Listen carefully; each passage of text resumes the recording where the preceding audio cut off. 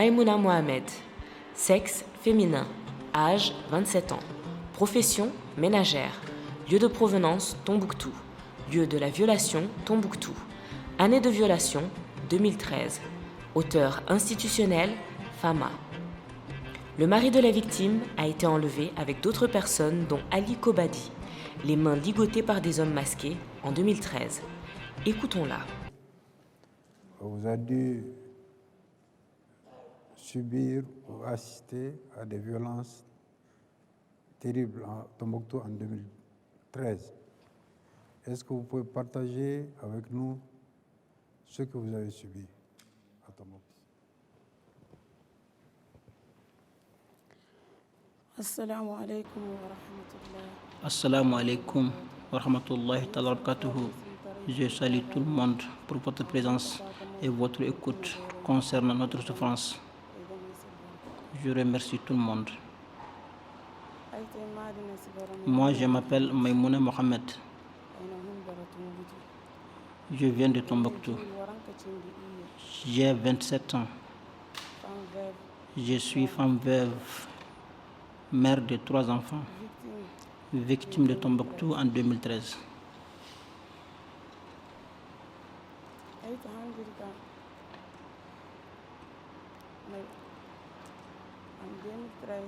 Moi, en 2013,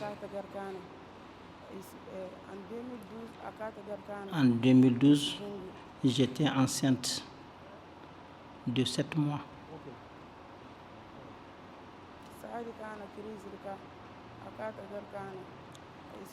En 2012, j'étais enceinte de 7 mois.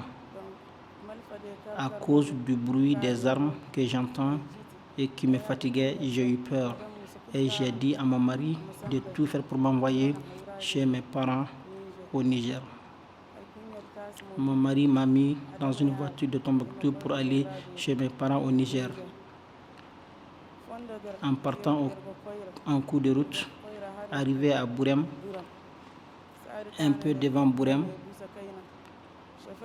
le chauffeur disait qu'il voit des gens qui ont l'intention de nous arrêter. À ce moment, j'ai pris mon ventre avec mes 2 mains en faisant des mouvements et en disant La ilaha illallah. Et j'ai demandé au chauffeur de s'arrêter pour que ces gens ne nous tuent pas. Il n'a pas écouté et il était en vitesse. Et les islamistes ont commencé de tirer sur notre voiture.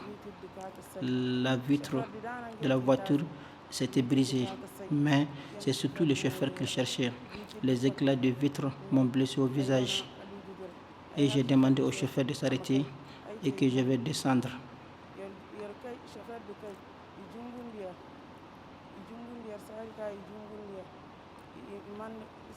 Les islamistes se sont approchés du chauffeur en disant qu'ils sentaient l'odeur de la cigarette sur lui. Le chauffeur leur a dit qu'il ne fume pas. Ils ont commencé à fouetter les hommes et à l'intérieur du véhicule. Après, ils sont dirigés vers nous, les 3 femmes. Il y avait parmi nous une femme qui portait un enfant et sur l'enfant, il y avait une couche de bébé. Ils ont demandé à la maman de l'enlever sur l'enfant et de le jeter ça. Ensuite, à mon tour, ils m'ont demandé de me déshabiller. Et je leur dis, vous ne voyez pas mon état? Tout le monde a été fouetté, hommes et femmes. Après cela, les islamistes nous ont dit, vous avez eu la chance. On n'a pas vu la cigarette, sinon c'était fini pour vous. Ils nous ont dit maintenant de partir. Depuis que je suis arrivé au Niger, je suis tombé malade et traumatisé.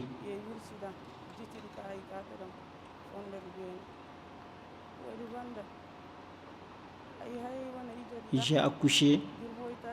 Après les 40 jours, mon mari m'a téléphoné pour me dire que tout le monde est aujourd'hui dans la joie totale.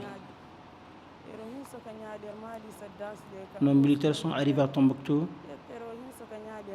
Je suis très contente jusqu'à ce que j'ai porté le drapeau.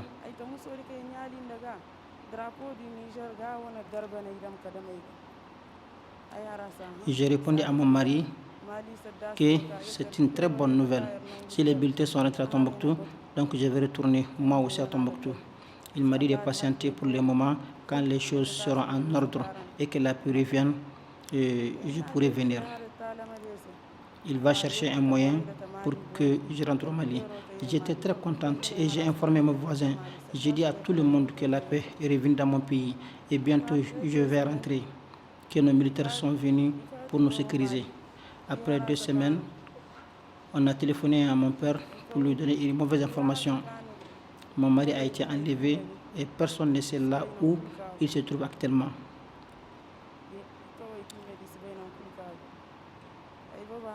Je suis restée assise et je lui ai demandé, mon mari a été enlevé avec qui? Il m'a répondu qu'il a été enlevé avec un Touareg de peau blanche, très connu à Tombouctou. Le même jour où les militaires sont rentrés, c'est lui qui les a donné un bœuf. Il était accompagné de mon mari. Mon mari s'appelle Maloud Faskoui et le Touareg s'appelle Ali Kobadi. Depuis que les deux ont été enlevés, on n'a plus de leurs nouvelles. On a cherché partout au Mali et au Niger sans suite. Les uns nous disent qu'ils sont en prison à Gundam, d'autres disent à Ansongo. En ce qui me concerne, chaque fois j'appelle son numéro de téléphone et ça va directement sur son répondeur.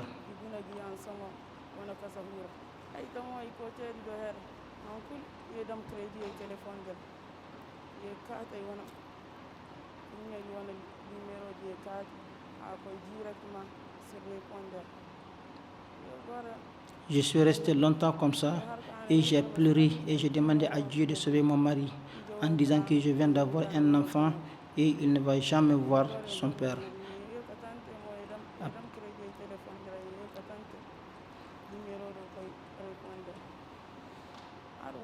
Après 6 mois, ils m'ont appelé.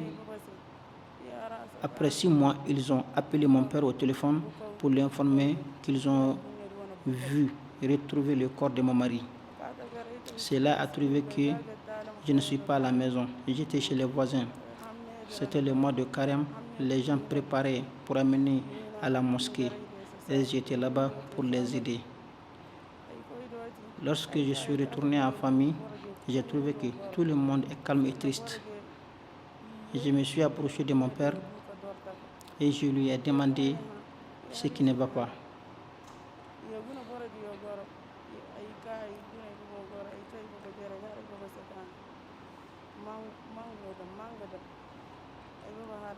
Mon père m'a demandé de m'asseoir à côté de lui.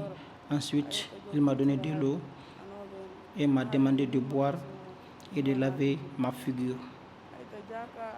J'ai tout de suite compris qu'il y a une mauvaise nouvelle. En ce moment, ma maman aussi était gravement malade. J'ai demandé à mon père où est ma mère. Il m'a répondu, elle est dans la chambre. Et je suis rentré dans la chambre, trouver ma mère assise. J'ai demandé à ma mère pourquoi tout le monde est calme et triste, personne ne dit rien. Ma maman me dit, tu sais, viendra un jour, nous allons tous mourir. J'ai répondu oui, c'est vrai, mais j'aimerais savoir ce qui ne va pas. Elle me dit encore, un jour viendra, moi-même, ta mère, je vais mourir. Je lui ai répondu oui, mais à cause de Dieu, dis-moi ce qu'il y a. Elle m'a répondu qu'on vient de nous appeler de Tombouctou, qu'ils ont retrouvé le corps de ton mari.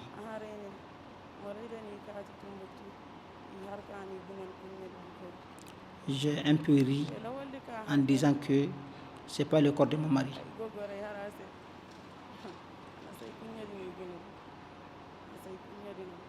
Ce n'est pas mon mari. Elle m'a dit c'est ton mari. J'ai pleuré. Je sens la douleur au fond de moi, mais je ne sais pas c'est quoi. Moi, je n'étais pas du tout d'accord que mon mari est mort. Je ne faisais que pleurer et j'appelle son numéro, ça va sur le répondeur. Je ne me suis jamais mis en tête que mon mari est mort. Je ne parviens pas à manger ni à boire. Je suis tombé malade. L'enfant est tombé malade. Je demandais à ma mère que maintenant, je ne fais que pleurer. J'ai demandé à ma mère que maintenant, je me retourne à Tombouctou pour savoir et être sûr que mon mari est mort. Mon père et moi, nous sommes allés à Tombouctou.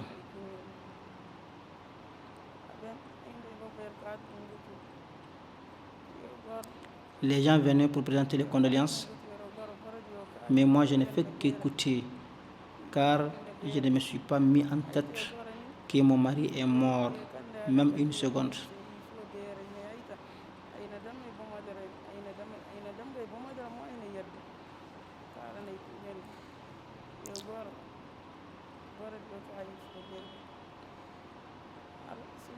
Un jour, le matin de bonne heure, je suis parti là où mon mari travaillait.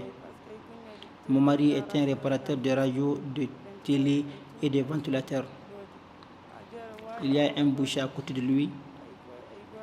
Je suis parti voir le boucher pour plus d'informations. J'ai dit au monsieur, à cause de Dieu, dis-moi comment les choses se sont passées. Comment est-ce que mon mari a été enlevé? Le boucher m'a bien regardé et il a pleuré.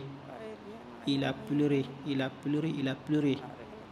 Et il m'a répondu, le cas de ton mari, c'est un fait de Dieu. Le jour où les islamistes sont venus, ton mari est en train de travailler dans son atelier en réparant une télévision. Et il y a un véhicule qui s'est arrêté devant la porte d'Ali Kobadi. Un véhicule 4x4 avec 4 personnes qui sont sorties dedans. Ils sont tous bien armés et rentrés dans la maison d'Ali Kobadi.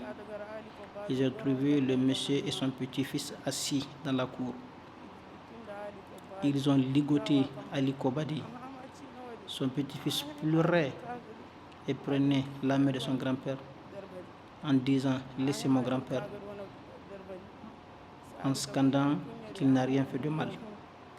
C'est ainsi, ton mari a entendu les bruits et il a quitté son atelier pour aller voir ce qui se passe chez Ali Kobadi.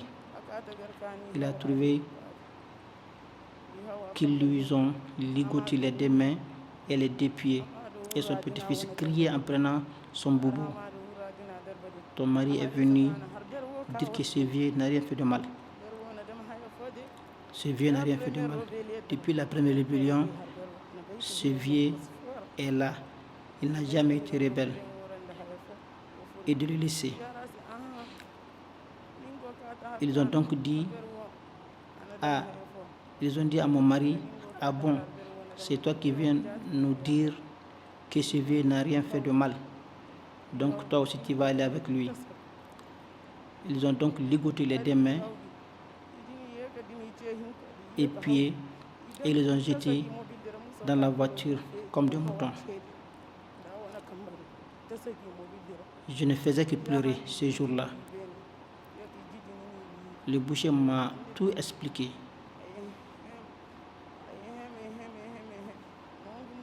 C'est comme si j'étais présent. C'est comme si j'étais présent. C'est comme si j'étais présent. Après cela, je suis parti à la maison pour aller voir le frère de mon mari. Je lui demandais, lorsque vous étiez parti voir le corps, comment tu as reconnu ton frère?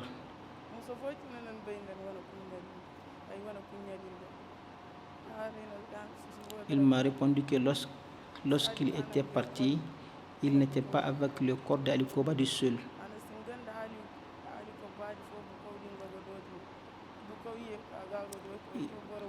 Ils étaient plus de 40 corps dans un seul trou fermé. dans un seul trou fermé.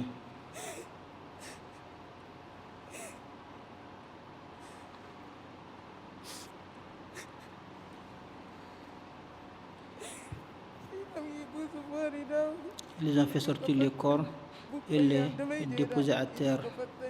Et chacun cherchait le corps de son parent.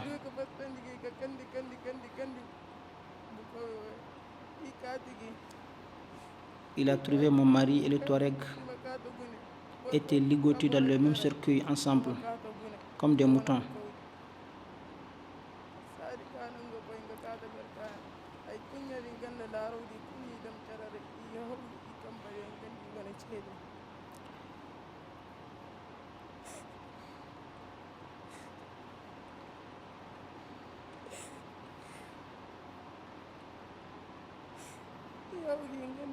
Les corps ont commencé déjà à pourrir.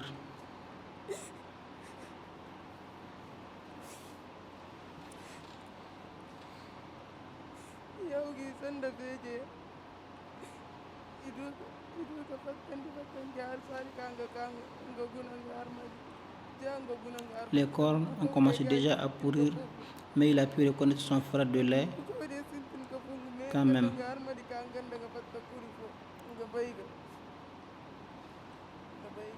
Il a pu reconnaître son frère de lait quand même. Il a enlevé les chaussures de son frère de faim. Il a mis sa main dans sa poche pour enlever sa pièce d'identité et les amener à la maison.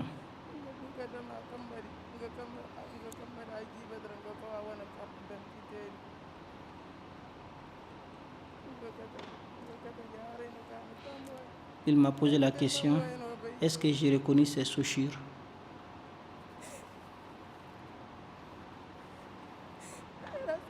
J'ai répondu oui. J'ai connu ses chaussures. Elles sont à mon mari. Quand il sort, ce sont ses chaussures qu'il porte. J'ai pris les deux chaussures et j'ai pleuré, jusqu'à ce que les gens ont pensé que je suis devenue folle.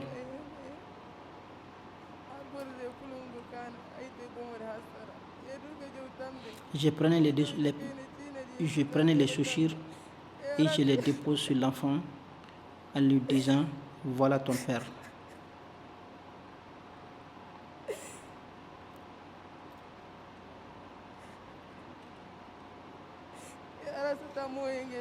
En lui disant « Voilà ton père, ce sont ces chaussures qui sont ton père ». En ce moment, j'étais devenue presque folle. Et l'enfant n'a que 2 mois.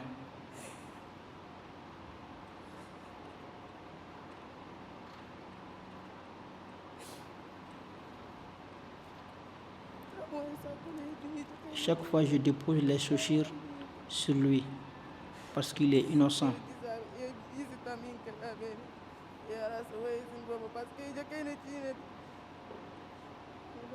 Parce qu'il est innocent. Il n'a pas vu son père. Mon mari et moi, on s'est quittés en bons termes. C'est à cause de la guerre que j'ai quitté mon pays pour aller me réfugier dans un autre pays. J'étais enceinte. Je ne pouvais pas supporter les bruits des fusils. Je suis parti et de retour, je suis venu avec mon enfant qui n'a pas vu son père. Je suis devenue presque folle et je suis restée à Tombouctou comme ça. J'ai beaucoup souffert au fond de moi parce que je n'ai pas cru que mon mari était mort.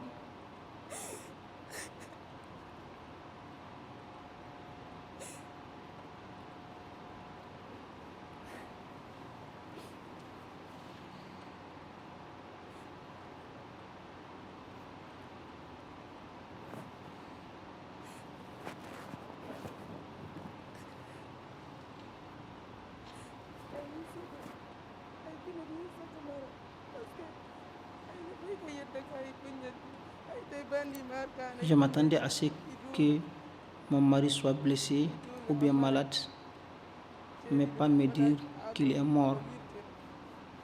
Ce n'est pas facile. La mort de mon mari m'a traumatisé. Je suis resté à Tombouctou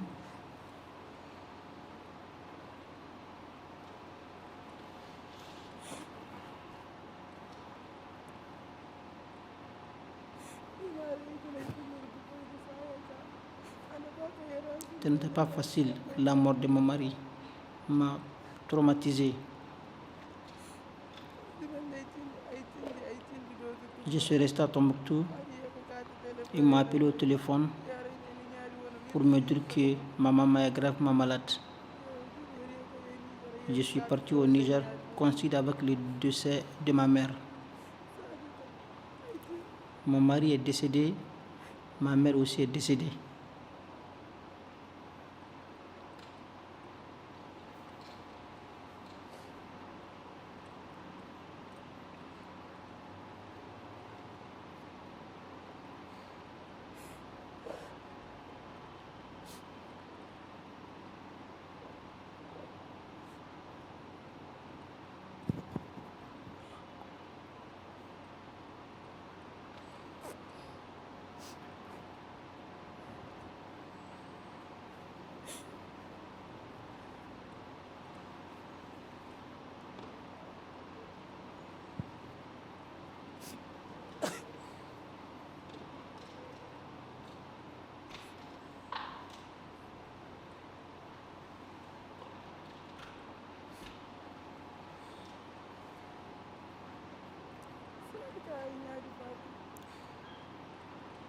Je suis revenu à Tombouctou, ça m'a beaucoup fatigué sur tous les plans. Chaque fois, je n'ai fait que pleurer, pleurer. J'ai tout perdu.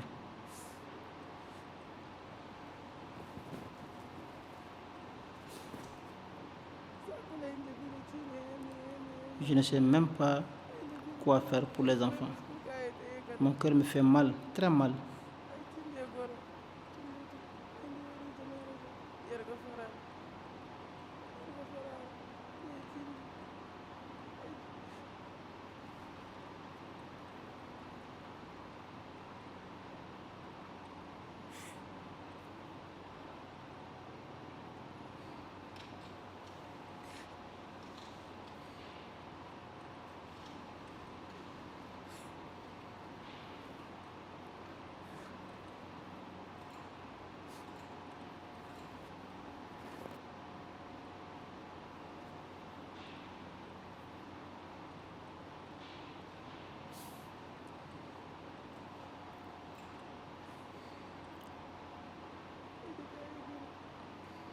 Je ne peux pas tout dire. Mon cœur me fait très mal. Je ne peux pas tout dire.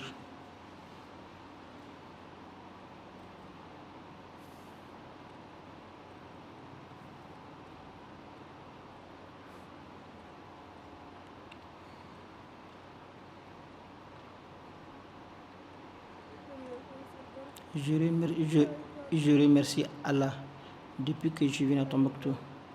Je ne fais rien. Je ne fais rien.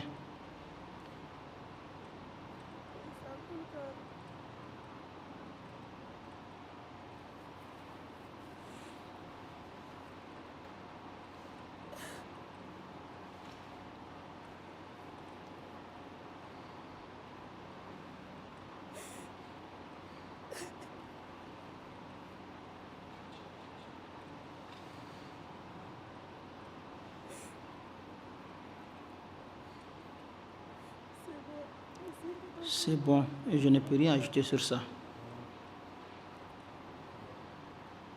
C'est bon et je ne peux rien ajouter sur ça.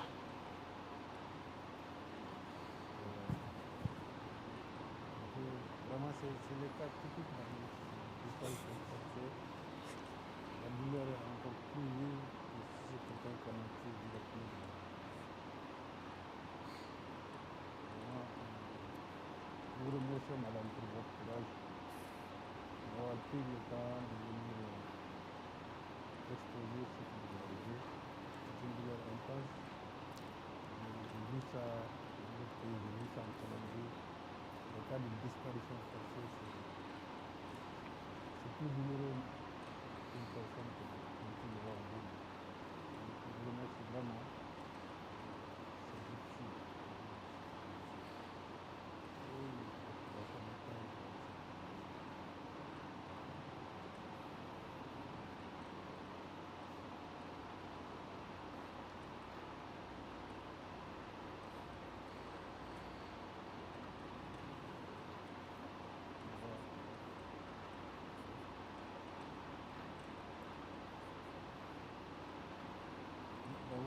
Est-ce que vous avez des attentes, madame, ou un message à donner malgré l'état dans lequel vous êtes?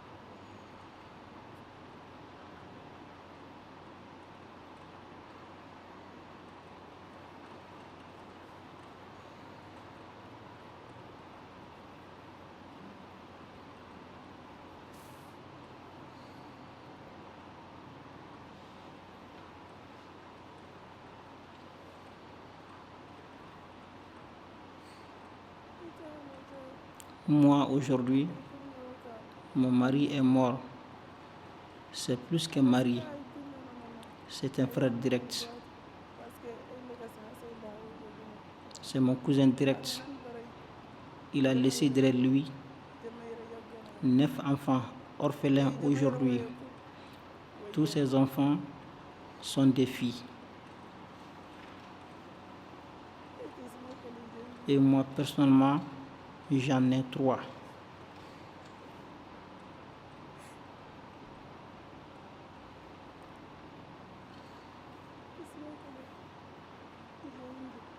Moi, personnellement, j'en ai 3.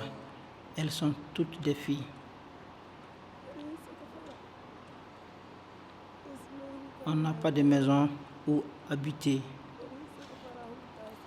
J'ai cherché en vain, mais je n'en ai pas eu.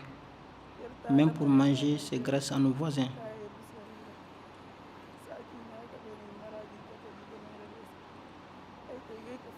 Moi, je n'ai pas de travail. Avant, je vendais des galettes. Mais maintenant, j'ai arrêté tout, faute de moyens. Lorsque je vendais les galettes, souvent, je gagnais de 2000 ou 2500 par jour. C'était avec ça que j'achète 2000 pour que les enfants mangent avant d'aller à l'école.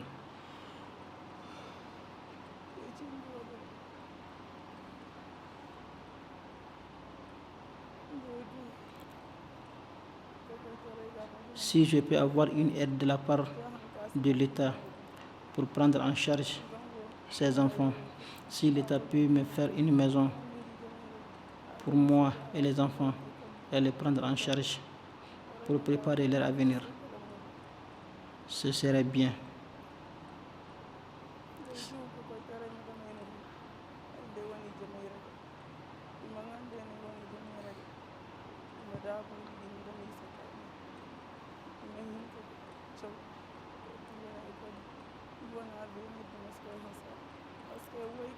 C'est des filles. L'éducation d'une fille n'est pas facile. Si leur âge avance, elles peuvent avoir des garçons qui vont gâter leur avenir. Elles peuvent tomber enceintes et avoir des enfants. Donc c'est un autre problème encore.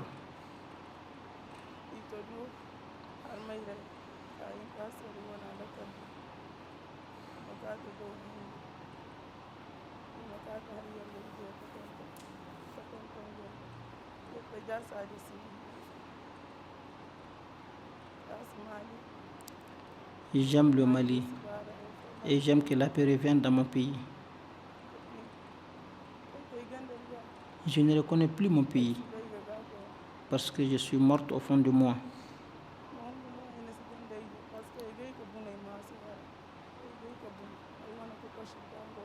Je suis morte au fond de moi depuis. Ce n'est que ma façade qui vous voyez devant vous. Le Mali n'était pas comme ça.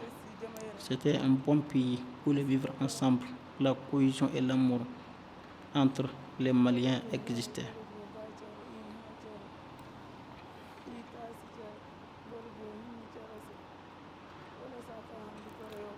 À Tombouctou, avant, pendant la nuit, les enfants sortent et s'amusent ensemble sur les dunes de sable.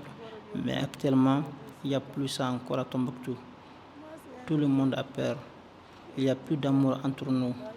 Pourquoi on ne s'aime pas et se donner la main pour que notre pays avance?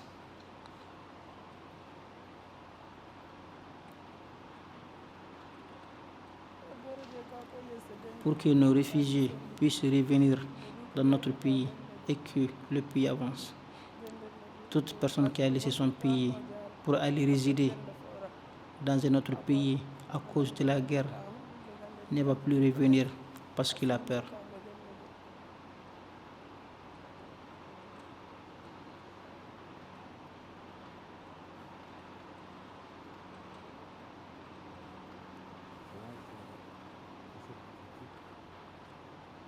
Je crois qu'il y a des besoins dans la Syrie, vraiment humanitairement. Plusieurs filles, Que la paix revienne dans notre pays. pratiquement centrafricains. Peut-être qu'on peut même faire appel à des bonnes volontés, en plus de ce que l'État pourrait faire dans le cadre de la politique de réparation. En tout cas, vraiment, nous vous remercions beaucoup pour votre témoignage. Je crois qu'il est assez édifiant. Je ne peux rien ajouter à ça. Merci beaucoup.